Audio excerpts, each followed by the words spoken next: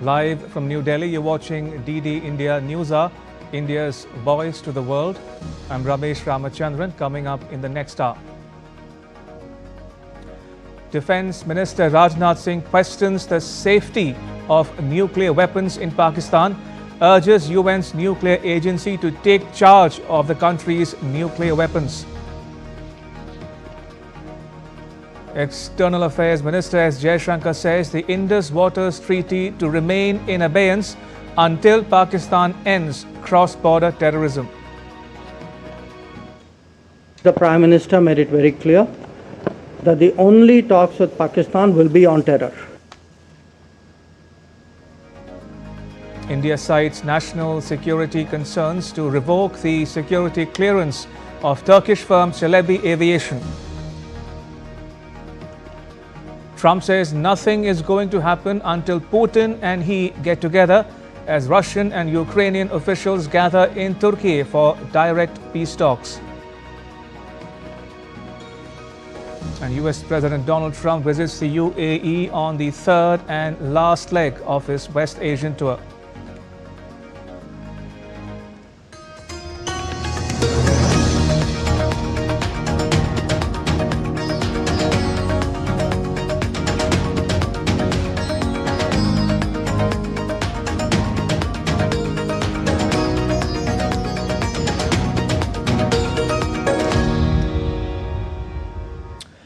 A nuclear power without responsibility can prove to be a potential threat not only to its neighbors or adversaries but to the entire humanity. So is Pakistan. Defence Minister Rajnath Singh on Thursday called out Pakistan for nuclear blackmail, raising the question whether nuclear weapons were safe in the hands of a rogue nation. Addressing soldiers at the headquarters of the Indian Army's 15 Corps in Srinagar, Minister Singh urged the UN nuclear agency to take over the supervision of Pakistan's nuclear weapons. DD India's Raghav Kumar Jha gives you an insight into Pakistan's nuclear doctrine, its irresponsible behavior, and the UN's provision of sanctions on nuclear programs of such a country. Nuclear arsenals in rogue hands, or an unstable nation, or in a terror zone is a serious threat to humanity. In fact, similar is the concern now for many as far as the nuclear stockpiles lying in Pakistan is concerned. India's Defence Minister Rajnath Singh, during his visit to Indian Army's 15 Corps headquarters at Badami Bagh in Srinagar, said, "The whole world has seen how irresponsibly Pakistan has threatened India." Questioning the safety of nuclear weapons in the hands of Pakistan, India's Defence Minister said Pakistan's nuclear weapons should be taken under the supervision of the International Atomic Energy Agency or IAEA. आज श्रीनगर की धरती से मैं पूरी दुनिया के सामने यह सवाल उठाना चाहता हूं कि क्या ऐसे गैर जिम्मेदार और रोग नेशन के हाथों में परमाणु हथियार सुरक्षित हैं? मैं दुनिया के सामने यह सवाल खड़ा करना चाहता हूं। मैं मानता हूं कि पाकिस्तान के एटमी हथियारों को IAEA international atomic energy agency की निगरानी में लिया जाना चाहिए। मैं ये कहना चाहूंगा और साफ तौर पर कहना चाहूंगा। Even Prime Minister Narendra Modi has already made it crystal clear that India won't tolerate any terrorist activity under the shield of nuclear blackmail, and the nation will give a befitting reply on its own terms to any such misadventures. Therefore, amidst the reality that even UN-designated terrorists are roaming freely in Pakistan, the question that arises now is, what's Pakistan's nuclear policy? What are the underlying threats? And can UN impose sanctions on its nuclear assets and programs in the backdrop of the country harboring terror hubs? Let's dive a bit deeper into the realities. Since testing nuclear weapons in 1998, Pakistan has never formally declared an official nuclear doctrine. If there is a nuclear war between Pakistan and India, Pakistan will most likely start it because India has declared a no first use policy or NFU. But Pakistan has made no such commitments. There is strategic ambiguity too. Pakistan has never officially released a comprehensive policy statement on its nuclear weapons use, giving it flexibility to potentially deploy nuclear weapons at any stage of a conflict, as it has threatened to do so in the past. Experts widely believe that Islamabad's non-transparency is strategic and meant to act as a deterrence to India's superior conventional military strength rather than countering India's nuclear might. Now let us try to understand what's the process of UN sanctions and can it be imposed on Pakistan's nuclear program. To impose sanctions on any country over its nuclear program, the issue must be raised at the UN Security Council or UNSC. The Council, of course, can take up matters that are considered a threat to international peace and security, and it has the authority to pass binding resolutions, including sanctions. However, applying this process to Pakistan presents significant challenges. Pakistan is not a signatory to the Non-Proliferation Treaty or NPT, which makes it harder to accuse Pakistan of breaching any global nuclear treaty obligations. In addition, any move to impose sanctions would need support from at least 9 of the 15 UNSC members and no vetoes from the 5 permanent members. Raghav Kumar Jha for DD India. Right, so we'll get you the latest from Srinagar on the Defence Minister Rajnath Singh's visit to the Kashmir Valley. I'll be joined momentarily by my colleague Vishal Baristo, who is joining us from Srinagar. Right, Vishal, tell us more about the Defence Minister's visit to Srinagar. Well, a very good evening to you, Ramesh. Let me tell you that today's visit of Defence Minister in the valley has definitely boosted the morale of the Indian Army, Indian Armed Forces. And along with him, when the Chief of Army Staff, he says to his people, shabash, which means well done. It definitely gives a huge booster to them because they have played a crucial role. The Defence Minister was categorically underlying the very fact that it was a clinical operation done with precision. And he said that I am here with a message. I am here not in the capacity of only the Defence Minister, but I come to you as a messenger, and I carry the message of the whole of India, who are so much grateful to you for defending the borders of the country and for punishing the enemy with precision. Ramesh? Indeed, as you mentioned, Vishal, this was the first visit to the Kashmir Valley after Operation Sindoor. Now, what's the situation in the Kashmir Valley tonight as we speak, Vishal? What more can you tell us about an encounter in Pulwama in which 3 terrorists were killed? Well, Ramesh, before I answer to your question, let me tell you that sources in the Indian Army have informed us that the meeting that was held between the 2 DGMOs, they have decided to de-escalate things. So things are being worked out and they are trying to find out the modalities. And very soon we would be getting to know what is the schedule and what is the plan of de-escalation. So both sides, they have already decided to de-escalate. This is the news just coming in. It was agreed upon in the meeting, but now it has been formally announced to the media that yes, we are on the right track. Now coming back to your question, 3 Jaish terrorists were also neutralized in Tral, and along with it, in the last 48 hours, more than 48 hours, 6 militants have been neutralized by the Indian Army and Indian Army and the Central Reserve Police Force. So this was a joint operation of Indian Army, CRPF and Jammu and Kashmir Police. So along with the 3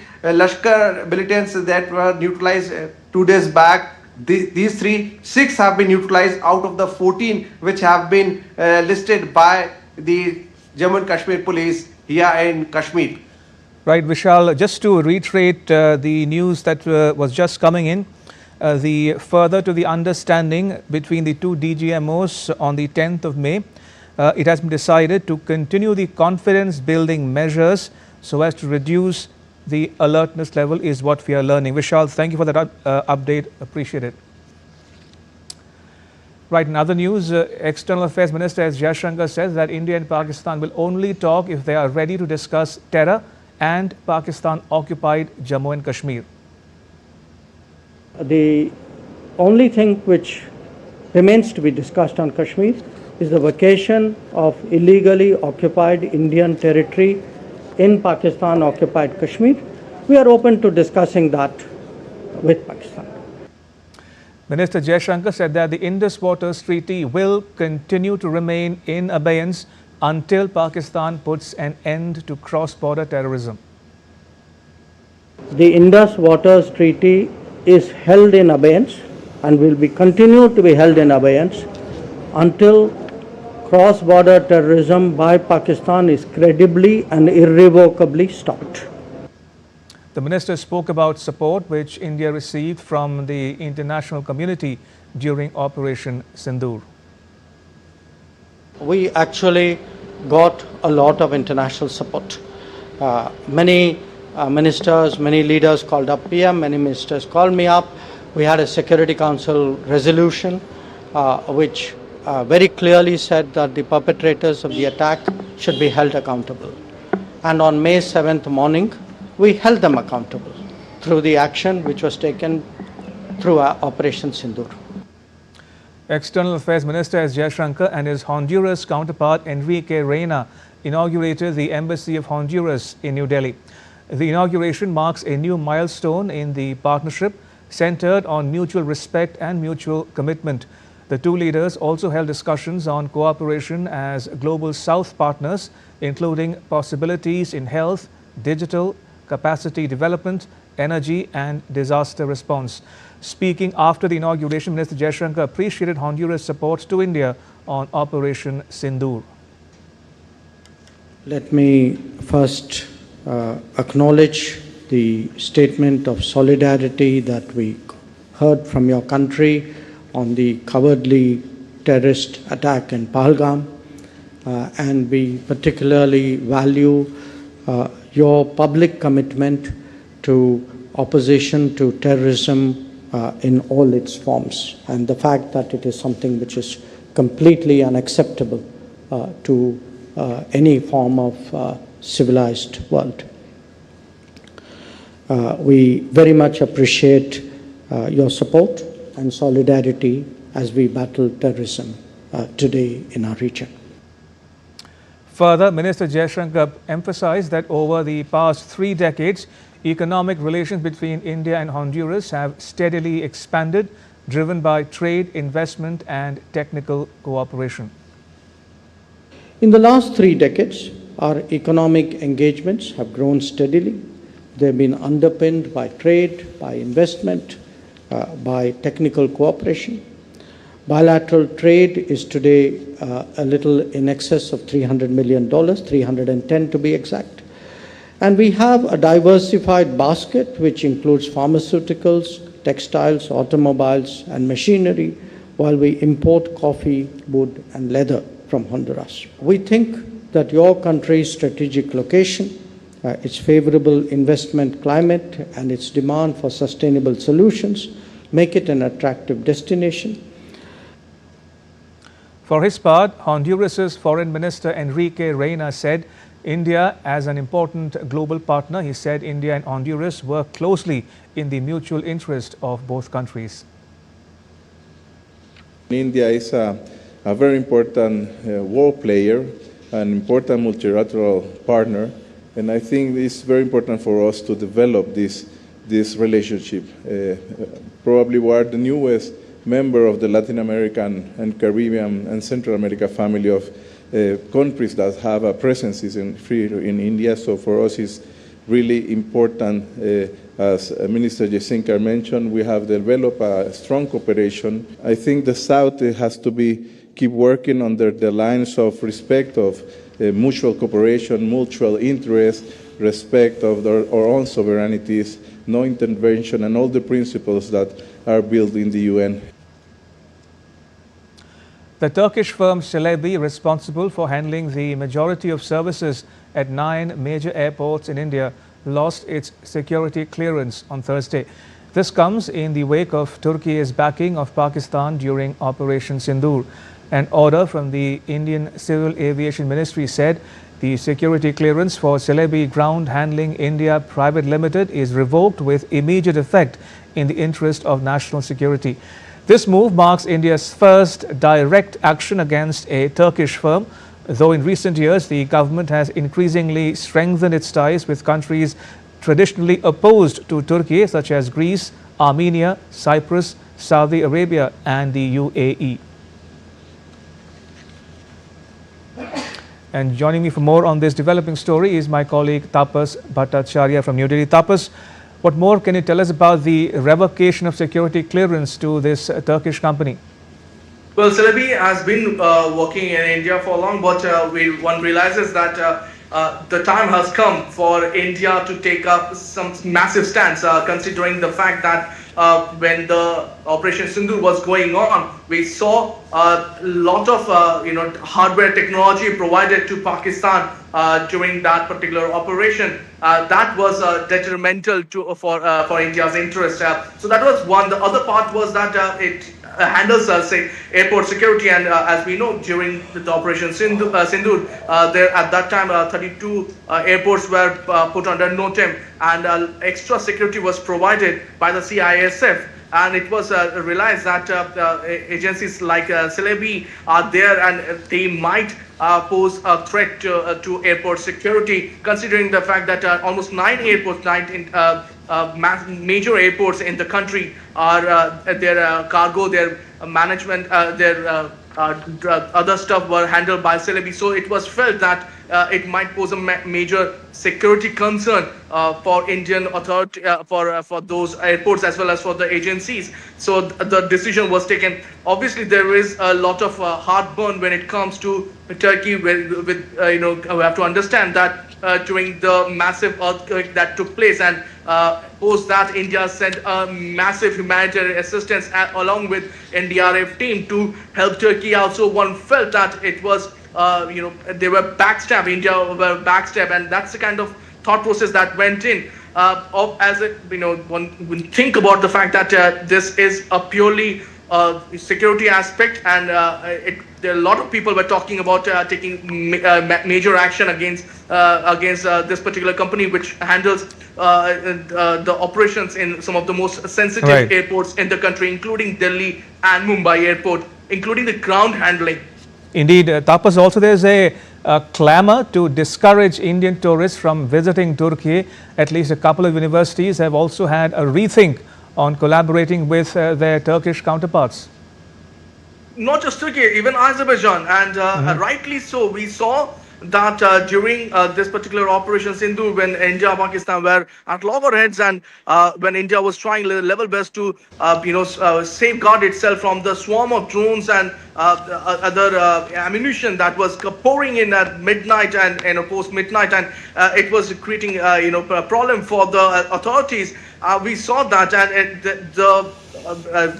you could say that the public opinion is absolutely dead against people visiting these places. Remember, Azerbaijan's and Turkey's economy rely a lot on tourism, especially Indian tourism, and thus it is Indian public, the opinion that is currently going on is that it is high time that people take a stand on visiting these places. As you correctly mentioned, that universities like JNU have actually revoked their memorandum of understanding with Turkish universities, giving another befitting reply after a month of this Operation Sindoor, where we saw how Turkey actually sided with the terrorist state like Pakistan. All right, we'll leave it there. Tapas, thank you. Tapas Bhattacharya reporting there from New Delhi. And just to add to what Tapas was reporting there, one of India's premier universities, the Jamia Millia Islamia, has suspended its memorandum of understanding with any institution that's affiliated with the government of Turkey with immediate effect. In a statement posted on X on Thursday, the institute said, and I quote, "Due to national security considerations, any memorandum of understanding between Jamia Millia Islamia New Delhi and any institution affiliated with the government of the Republic of Turkey stands suspended with immediate effect until further orders. Jamia Millia Islamia stands firmly with the nation," unquote. Still to come on DD India Newshour. Germany backs Trump's demand to hike NATO spending targets to 5%. And US President Donald Trump visits the Sheikh Zayed Grand Mosque in Abu Dhabi.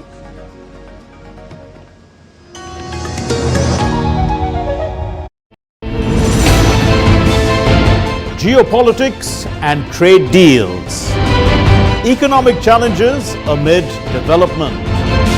hard work and the path to prosperity. It's the economy, always. Between walkers, money is what money does and says. Supply creates its own demand. Between the bulls pulls and bears tears. When supply chains globalization and India rises to the podium, we'll get you centered with the economic brief at 8 p.m. every Thursday on DD India.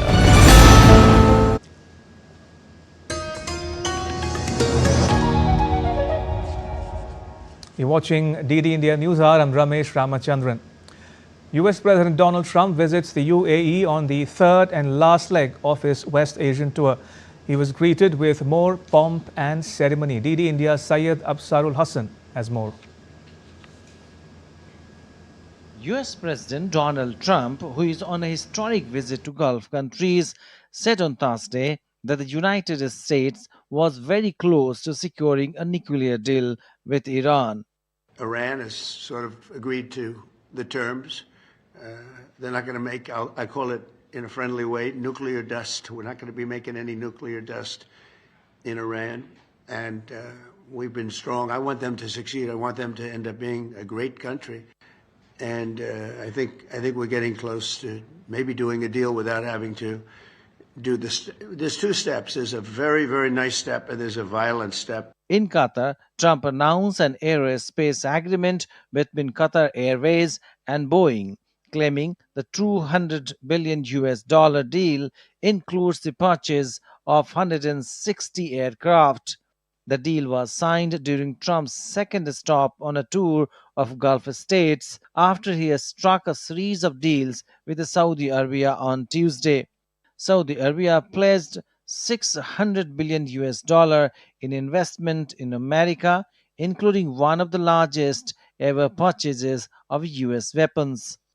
In his third and final stop of his tour to Gulf nations, US President Donald Trump arrived in Abu Dhabi on Thursday. Trump was warmly welcomed by UAE President Mohammed bin Zayed Al Nahyan at Abu Dhabi International Airport.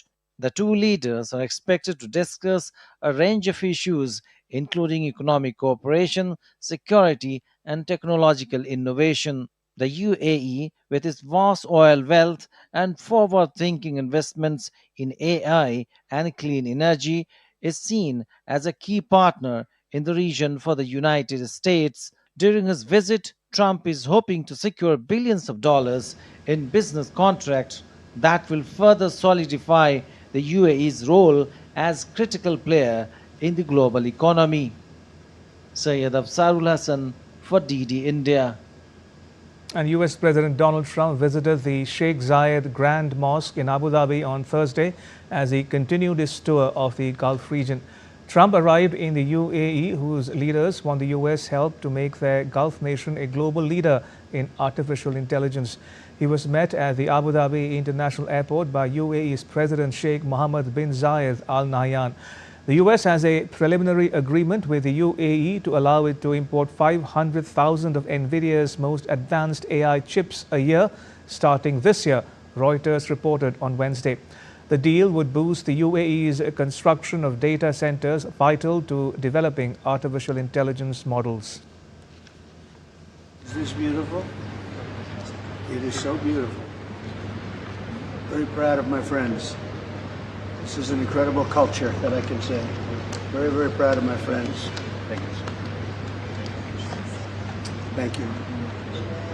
This is the first time they've closed the mosque for the day. Is that true? First time they've closed it. That's in honor of the United States, I think. Absolutely. So, better than in honor of me. Let's give it to the country. But that's a great tribute. Thank you very much. The 34th Arab League Summit will be held in Baghdad on 17th May, bringing together leaders and representatives from 22 member states to discuss pressing regional issues, including the ongoing conflicts in Gaza and Sudan, the humanitarian situation in Yemen, and economic cooperation among Arab nations. This marks the first time in over a decade that Iraq will host the summit, signaling Baghdad's efforts to reassert its diplomatic role in the Arab world and promote regional stability. Security has been heightened across the capital, with authorities deploying additional forces to ensure the safety of delegates and smooth proceedings during the high-profile event. NATO foreign ministers gathered in Turkey for a two-day meeting to discuss ending the Ukraine-Russia conflict. Ahead of the meeting, U.S. Secretary of State Marco Rubio met NATO chief Mark Rutte. Rutte appreciated the U.S.'s efforts, while Rubio reiterated that there is no military solution to the conflict, stressing that a diplomatic agreement is necessary to bring an end to the war. You are really making progress. I think this is important. This shows American leadership not only on Ukraine, where it was the new American administration breaking the deadlock under the leadership of President Trump, but also now when it comes to the Middle East and of course all the other issues in the world, we collectively have to make sure stay stable, and we need American leadership, and you're providing that.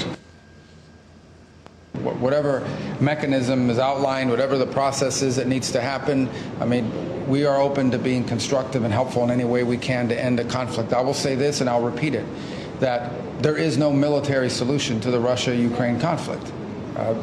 This war is going to end not through a military solution, but through a diplomatic one. Germany on Thursday backed Trump's demand to more than double NATO's defense spending target to 5% of the GDP. Germany's new foreign minister, Johann Wadephul, said that Berlin is following Trump and see this as a clear commitment by the U.S. to NATO's Article 5. Wadephul, who took office earlier this week as part of a new conservative-led government, was speaking at a meeting of NATO foreign ministers in the Turkish city of Antalya, where defense spending was high on the agenda.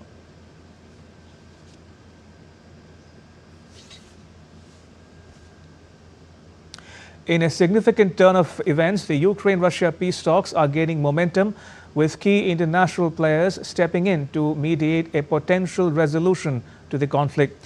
As battlefield realities shift, both sides are navigating the complexities of diplomacy, with hopes for a breakthrough still hanging in the balance. Here's the latest on the peace efforts and where things stand as of today. As representatives from the warring nations reach Turkey for talks, Russia's position on peace with Ukraine is evolving, with recent developments on the battlefield influencing Moscow's stance. Yes, there are changes in the Russian position. These changes are reflected in changes on the ground. Meanwhile, at a NATO meeting in Turkey, US Secretary of State Marco Rubio reaffirmed that there is no military solution to the ongoing conflict. Whatever mechanism is outlined, whatever the process is that needs to happen, I mean, we are open to being constructive and helpful in any way we can to end a conflict. I will say this, and I'll repeat it, that there is no military solution to the Russia-Ukraine conflict. In a significant development, Ukrainian President Volodymyr Zelensky arrived in Turkey and held crucial talks with President Recep Tayyip Erdogan, aimed at advancing peace efforts. Erdogan has reiterated his support for Ukraine and believes Crimea is Ukraine, which is an important signal of friendship for Ukraine.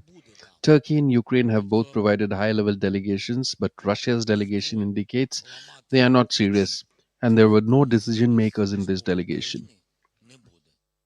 Direct negotiations between Russia and Ukraine are set to take place in Istanbul, though Russian President Vladimir Putin will not be in attendance. The last talks between the two nations were held in March 2022. In a surprising move, US President Donald Trump suggested he could attend peace talks in Turkey if it would help, even as he advocated for a 30-day ceasefire. Turkish Foreign Minister has urged Russia and Ukraine to compromise to achieve peace.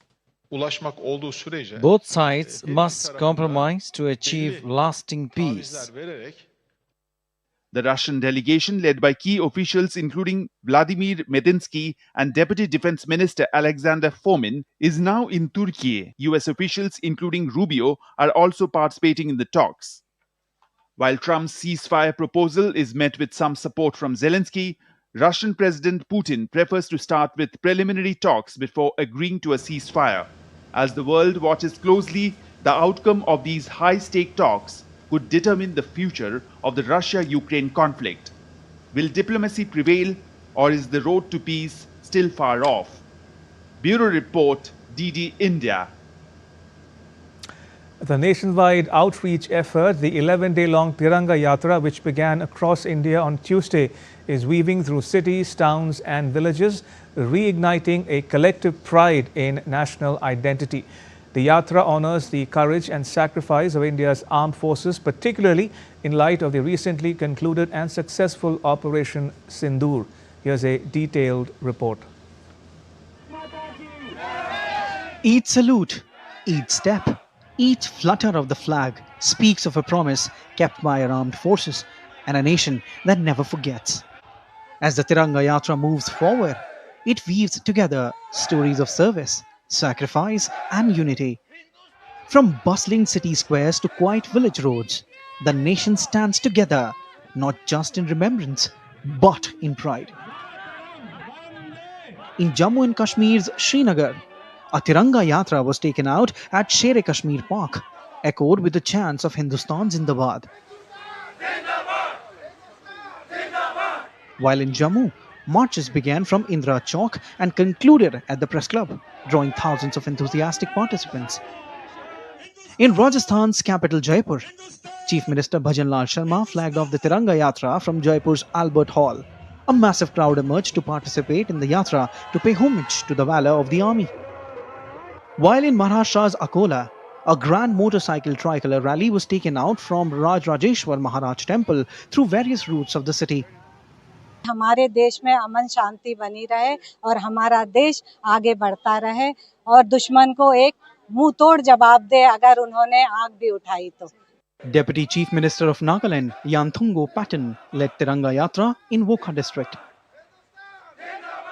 Whereas in Arunachal Pradesh's Likabali, a Tiranga Yatra was joined by several important dignitaries, including Kado and Yigyor, Deputy Speaker of the Arunachal Pradesh Legislative Assembly. In Uttar Pradesh's Varanasi, various voluntary organizations along with locals participated in Tiranga Yatra to honor the bravery of the armed forces and celebrate Operation Sindoor. More than just a tribute, Tiranga Yatra is a call to every Indian to remember, to honor and to carry forward the legacy of courage, unity and unwavering devotion to the nation. Bureau Report, DD India.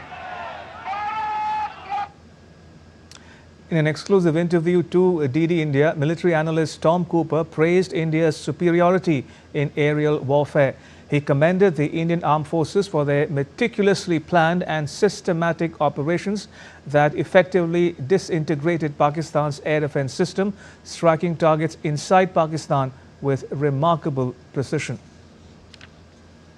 The Indian Armed Forces have, in the course of a very carefully planned, carefully orchestrated, methodic, systematic operation, bit by bit and piece by piece, disabled the Pakistani integrated air defense system, then have forced the Pakistani Air Force away from the international border, away from the line of control, thus gaining freedom of operation.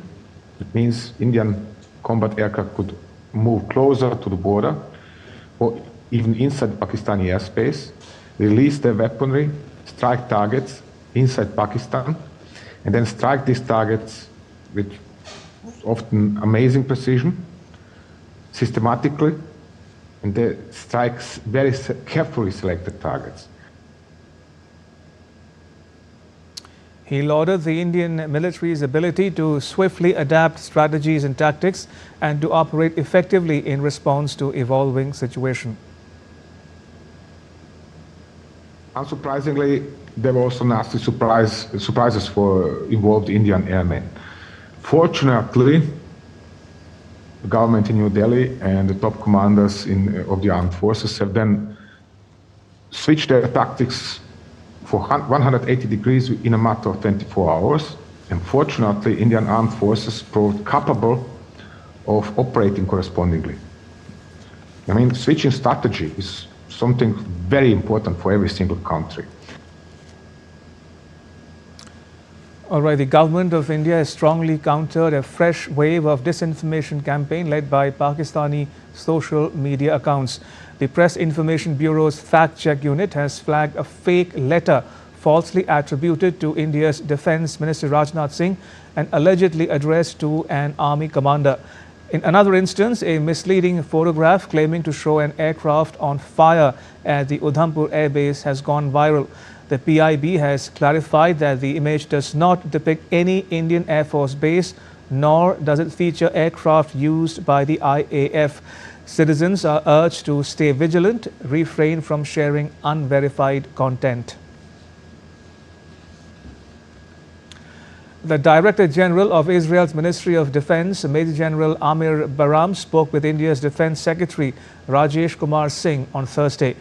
Major General Baram lauded India's success of Operation Sindoor and extended full support to India's rightful fight against terrorism. Both sides reaffirmed their commitment to deepen bilateral defense ties and discuss a future roadmap to further strengthen the strategic cooperation.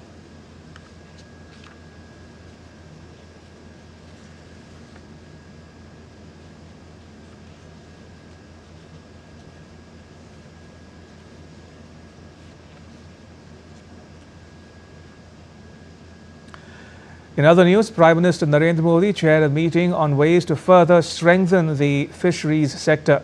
The Prime Minister wrote on X that we attach great importance to this area and have worked extensively to improve infrastructure relating to the sector and also ensure greater access to credit as well as markets for our fishermen.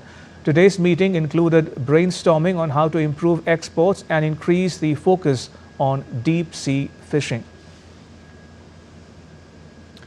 India's Minister of State for Information and Broadcasting, L. Murugan, who is on a day-long visit to the northeastern Indian state of Tripura, on Thursday reviewed the developmental activities with district-level officers of the South Tripura district at the district headquarters in Belonia. The minister reviewed the progress of schemes such as the Pradhan Mantri Awas Yojana, Jal Jeevan Mission, Pradhan Mantri Fasal Bima Yojana, as well as schemes pertaining to higher education, self-help groups and Lakhpati Didi, among others. After the review meeting, the minister visited the sub-divisional hospital and the Akashvani Belonia station. He also visited the studio and other facilities of Akashvani there. Earlier in the day, Minister Murugan offered prayers at the Mata Tripureshwari temple, famously called as Matabari in Udaipur in Gomati district. He also visited the sub-divisional hospital there.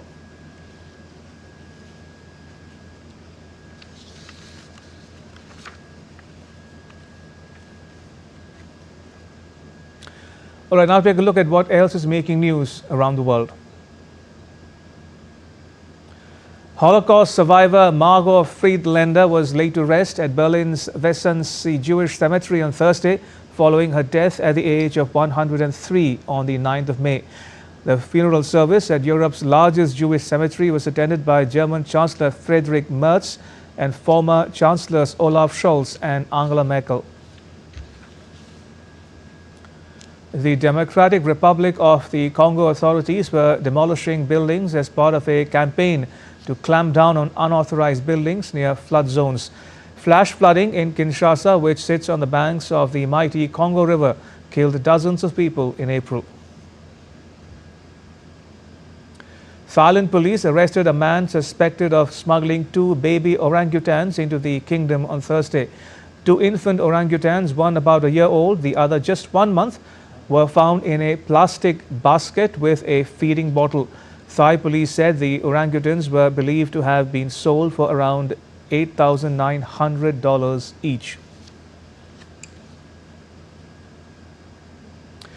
Indian defense companies have seen their market capitalization rise on Thursday. Hindustan Aeronautics Limited, the public sector behemoth in India's defense and aerospace sector, ended the trading session with an impressive gain, showcasing a strong investor interest and bullish sentiment in the stock. HAL's shares closed at 4,864.8 rupees, up by rupees 97, translating into a solid 2.03% surge on the National Stock Exchange. Bharat Electronics experienced a surge in trading volume during Thursday's session, with its shares climbing 1.76% to reach 350.3 rupees. The increase in trading activity signals heightened investor interest in the stock. Mazagon Dock Shipbuilders has demonstrated strong performance nearing its 52-week high, with its shares climbing 3.39% to reach 104.21 rupees. The stock has shown consistent gains over the past 3 days. And joining me on the phone line for more is my colleague Ajay Mishra. Ajay, what would you attribute this surge to? Which I think the defense sector overall is going to be re-rated because of the combination of macroeconomic factors like large-scale order inflows into in the Indian defense stocks. The focus of Indian government on the defense budget. We have seen a huge increase in the defense budget, almost 10% if you compare it with the last year. There are several foreign companies like Rolls-Royce, Tech Eagles, JSW Defense. These are the global conglomerates which are showing interest into partnership with the Indian defense industry. Going ahead, I think HAL, BEL, BDL are some of the stocks which are showing a big boost. And there are many small defense stocks which has risen up to 100%, which the investor sees that they are the component supplier to these big defense companies. We have Tata, Mahindras, and Reliance like big companies who have defense wings, and they are expected to speed up their production post this current geopolitical situation emerging out of Southeast Asia. So we understand that while the Chinese stocks are getting hammered in the stock market because of the poor performance in the combat, Indian stocks are really proving their brightness, and it is expected to be the next bright spot within the Indian stock markets. And we believe that the companies like Krishna Defense, Allied Industries, Bharat Defense, Space Technologies, Bharat Dynamics, they're all up by 91 to 107% in 1 year, and this trend is likely to go up. Or I will leave there. Ajay, thank you. Ajay Mishra reporting there on the stock markets and the Indian defense companies in particular. Still to come on DD India Newshour. Updates on replacements, returnees and absentees as the Indian Premier League resumes on 17th May. And the curtain falls on the 7th edition of Khelo India Youth Games 2025.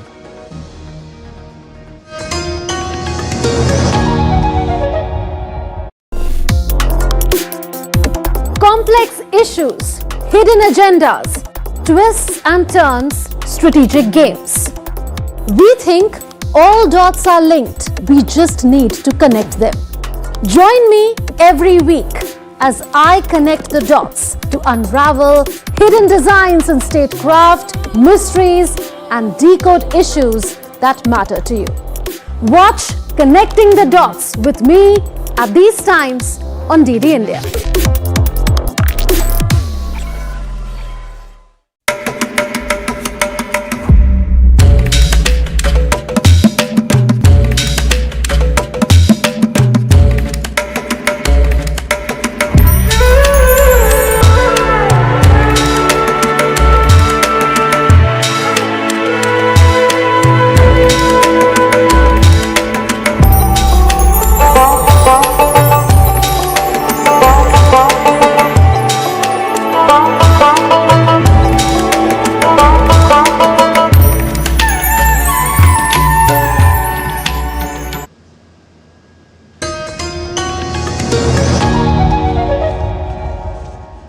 You're watching DD India Newshour. I'm Ramesh Ramachandran. Going back to the top story we are tracking here on DD India Newshour, New Delhi raising doubts about nuclear safety in Pakistan. Joining us is Dr. Rajiv Nayan. Dr. Nayan is a senior research associate at the Manohar Parrikar Institute for Defence Studies and Analyses, New Delhi. Dr. Nayan, welcome to DD India Newshour. Now, Defence Minister Rajnath Singh has questioned the safety of nuclear weapons in Pakistan. He is urging the UN Nuclear Agency to take charge of Pakistan's nuclear weapons. What does he mean by that, and what is he implying here? Look, he posed question to the international community that there is a rogue country called Pakistan. It has got its nuclear arsenals. which are, these nuclear arsenals are not only not known to us, but these arsenals are not even known to the most powerful country of the world, so-called, arguably you can say, the United States. But there are apprehensions, there are concerns expressed all over the world after the India-Pakistan conflict that one of its sites was hit and radiation is leaking. I don't know whether it was leaking, but it was leaking. And there were reports that United States National Emergency Support Teams, accident response group came, and there was some aerial measurement system activated by United States. So the question is, when reports are coming in the media and confirmations are not coming, people are concerned, transparency is lacking, no one knows what is really happening. So then in this context, so I think we have to see Defense Minister's statement in this context. So this is concerned, we are a neighboring country, and an irresponsible and rogue country like Pakistan is not even sharing what is going on, nuclear safety measures. Okay, so you tell us. And United States is apparently, I mean, no one knows, apparently sharing.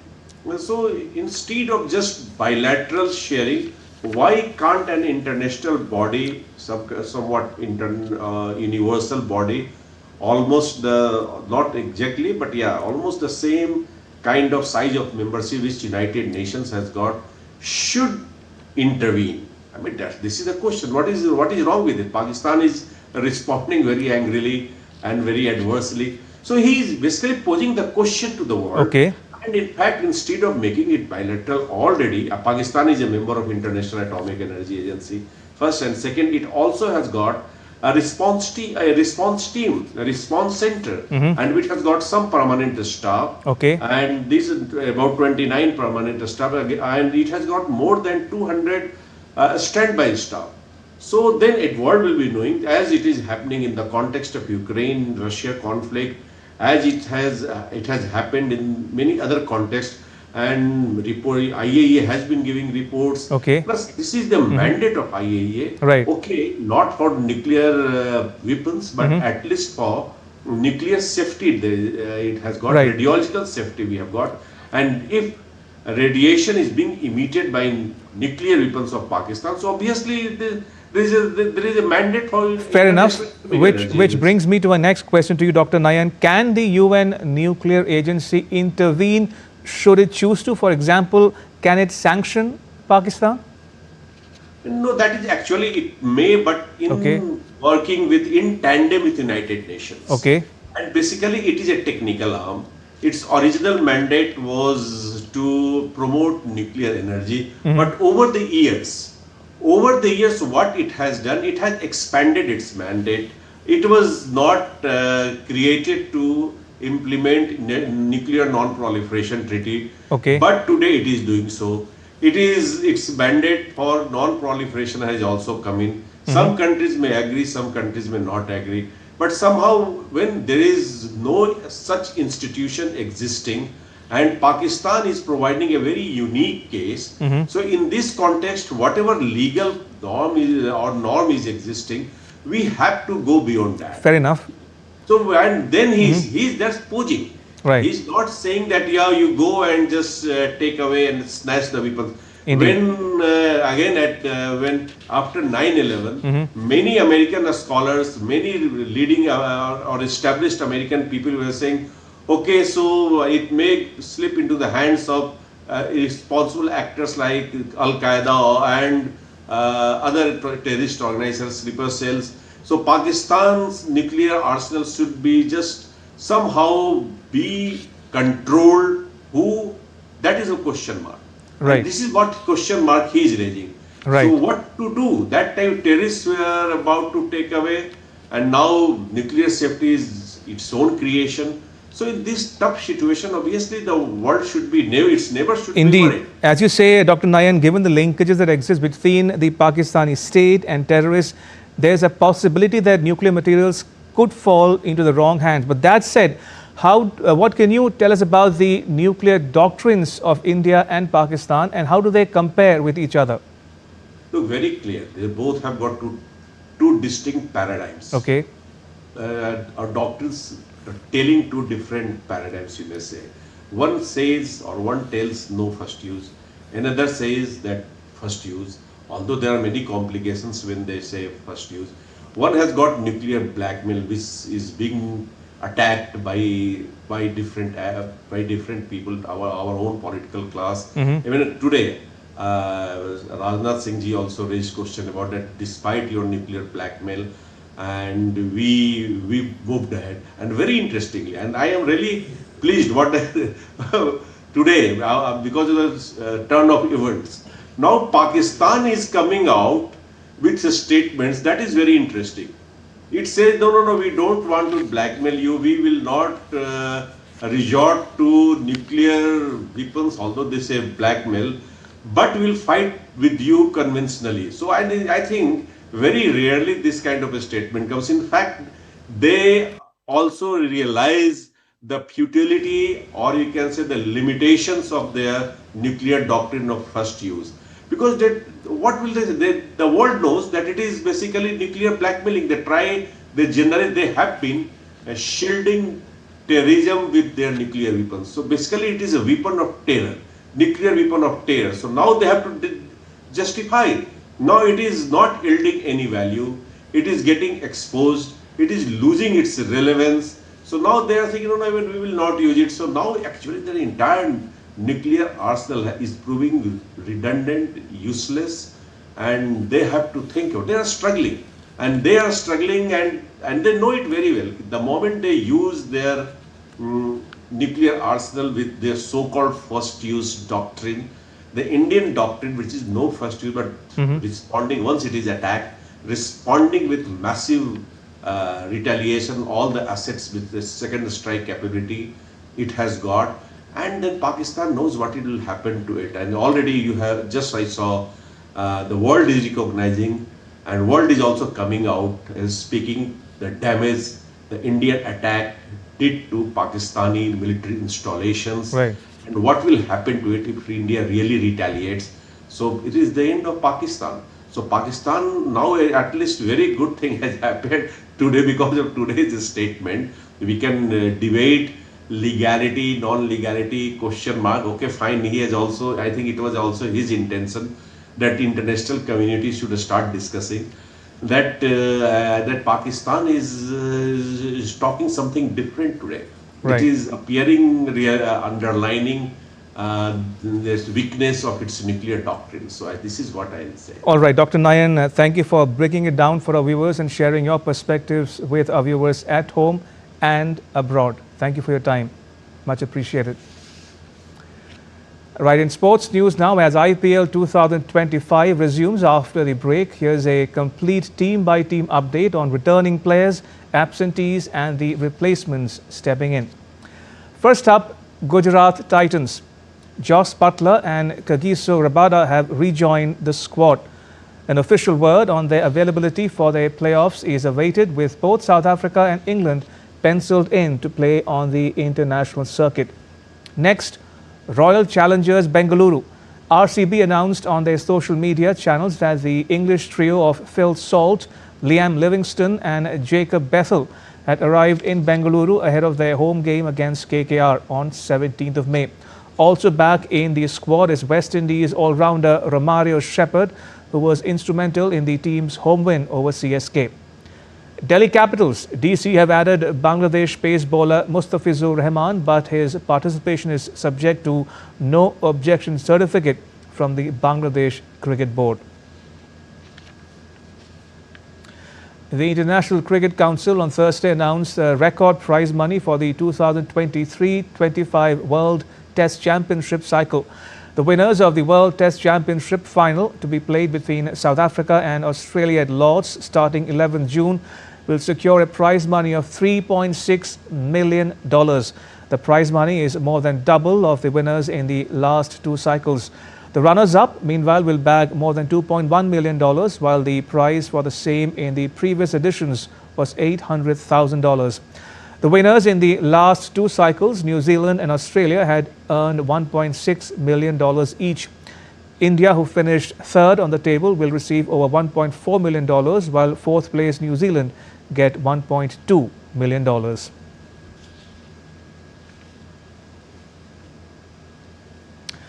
On to the Italian Open. Carlos Alcaraz set up a semi-final meeting with Lorenzo Musetti at the Italian Open on Wednesday with a 6-4, 6-4 win over Jack Draper in the last 8.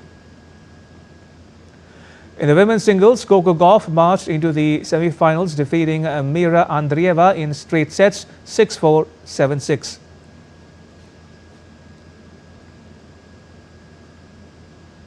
Madrid Open winner Aryna Sabalenka was sent packing in the quarterfinals by Chinese 8th seed Zheng Qinwen 6-4, 6-3.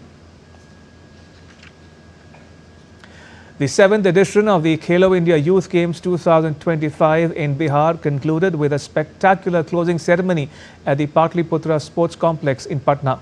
The ceremony was graced by several dignitaries, including Bihar's Deputy Chief Minister Samrat Chaudhary, Minister of State for Sports Raksha Khadse, and Bihar Sports Minister Surendra Mehta.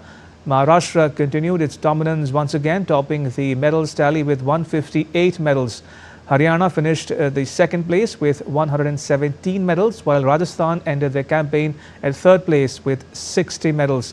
The 7th edition saw the participation of over 8,500 athletes showcasing their talent, the largest participation in the history of the Khelo India Youth Games. Now, Diu is set to host the Khelo India Beach Games 2025 from 19th to 24th of May. The 6-day national event will be held under the Khelo India Scheme's Sports Competition and Talent Development Vertical. Beach Games aim to promote beach sports and boost their popularity across India. The Union Territory of Dadra and Nagar Haveli and Daman and Diu had earlier hosted the Beach Games in January 2024. That event saw 1,127 athletes from 28 states and UTs competing in 8 disciplines. Building on that success, Khelo India Beach Games will feature 6 competitive sports: beach soccer, beach volleyball, beach sepak takraw, beach kabaddi, penchak silat, and open water swimming. 2 demonstration sports, Mallakhambh and tug of war, will also be showcased. The event promises high energy action and a vibrant sporting atmosphere on the beaches of Diu. And that's all for this edition of DD India Newshour. Let us know your thoughts on the news of the day. You can get the latest news and updates on the DD India mobile app. It's available on both Android and iOS platforms. Scan the QR code that's now on your screen to download it. And we'll be back with more news as it breaks here on DD India. I'm Ramesh Ramachandran from all of us here in New Delhi. Thanks for watching DD India Newshour.